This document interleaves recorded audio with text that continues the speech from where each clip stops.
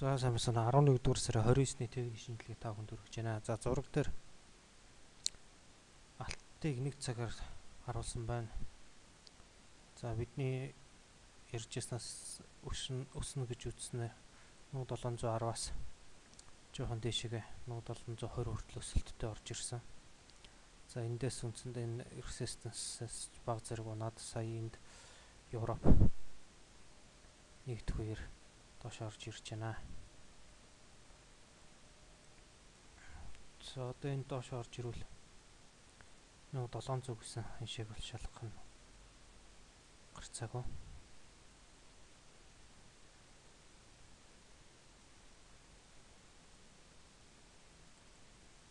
За эндээс өссөн тохиолдолд 1700 орчим дээрээс эргэж ойх магадaltaй. Ойвол эргээд 1720 гэсэн ханшаа шалгаж болно. Тэгэхээр одоо яг энэ хэсэгт бол энэ орчимд нэлээд чухал өдрөн гарах магадaltaй. Америкийн зах зээл нэгдснээр нэлээд асуудлууд шийдэгдэх байх гэж бодож байна. За эндээс доош унах юм бол 1680-аас 75-ын хооронд орж ирэх боломж бий. За евро чифтэр төдийлөн хөдөлгөөн гараагүй.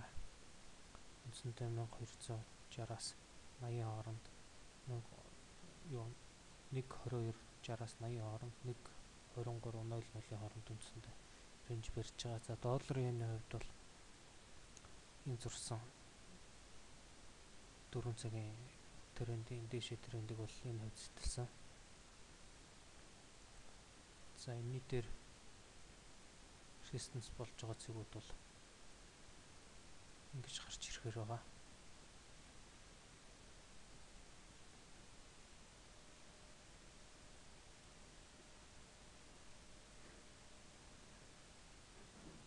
За энэ цагаас үндсэндээ бурсан байх магадaltaй. За хэрв доошоо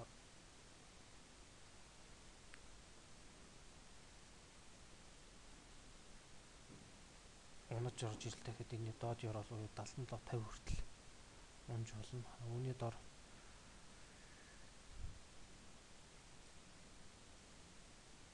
7700-аас 7680 гэсэн саппорт харагдаж байгаа. За энэ хооронд бол доошоо жоохон татах боломжтой. Ерөнхийдөө 7750-аас бас дээшээ эргэж дээшээ байгаа 78 боломж бол бас бий.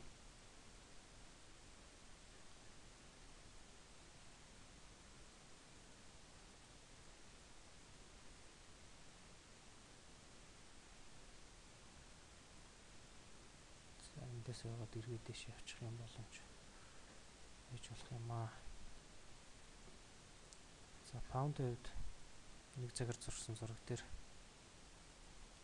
бидний сэтгэлж болцшгүй гэсэн 1.55 гэсэн цагийн маань эцэслээд 1.55 1.56 хүртэл шахуу өссөн байна. Эндээс эргэж орж ирээд энэ зурсан resistance цагийг доод хязгааруулах 1.5500 дээрээс энэ 50 movie average-тэй давхцаж нэг хэсэг яваад эндээс сая Лондон нэгдэх үеэр бараг 50 пип дэше ойж байна. За одоо эндээс дахиад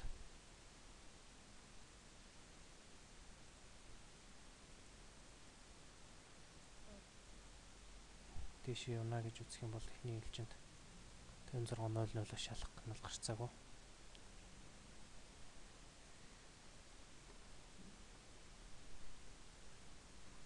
За үүний дээр мэдээж 5657 гэсэн цаг байгаа. Энэ бол энэ улаанаар харагдаж байна.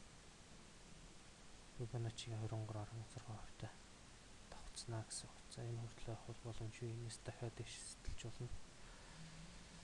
За нэлээд анхааруулцах хэрэгтэй бүс маань бол энд байна. За эндээс одоо эргэж унсан тохиолдолд эргээд 5480 хүртэл доош явах боломжтой. Мөн 5420 хүртэл доош унах боломжтой харагдаж байна.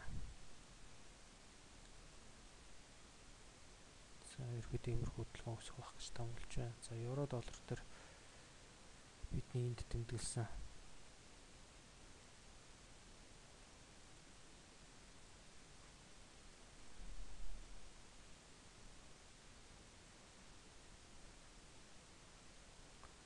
тэмдэглэсэн бүсийн 34.00 гэсэн дээд хязгаарыг бол үндсэндээ мөргөсөн байна. За эргэж орж ирээд 33.00 гэж байгаа энэ 50% евроч дээрс ерөөхдөө ойсон байна. За одоо хэрвээ эндээс өссөн тохиолдолд энэ ээлжинд 34.50 үүнээс дээш дахиад 34.00 гэсэн цэгүүдийг мөрөх боломжтой. За эндээс унаж байгаа тохиолдолд энд харагдж байгаа 32 30 хүртэл унах болцоо бол бас бий. Тэгвэл хамгийн чухал бүс маань бол энэ 50% эврэж байгаа 33.00 гэдэг ханш байгаа. Энэ бол нэлээд хүчтэй цаг болж байгаамаа. Энэ бол нэлээд хүчтэй цаг болно. Эндээс одоо ойх нь эсвэл дээш явах нь энэ лааны байдлаар харах юм бол энэ гапыг нөх хүч бол байж болно. Ерөнхийдөө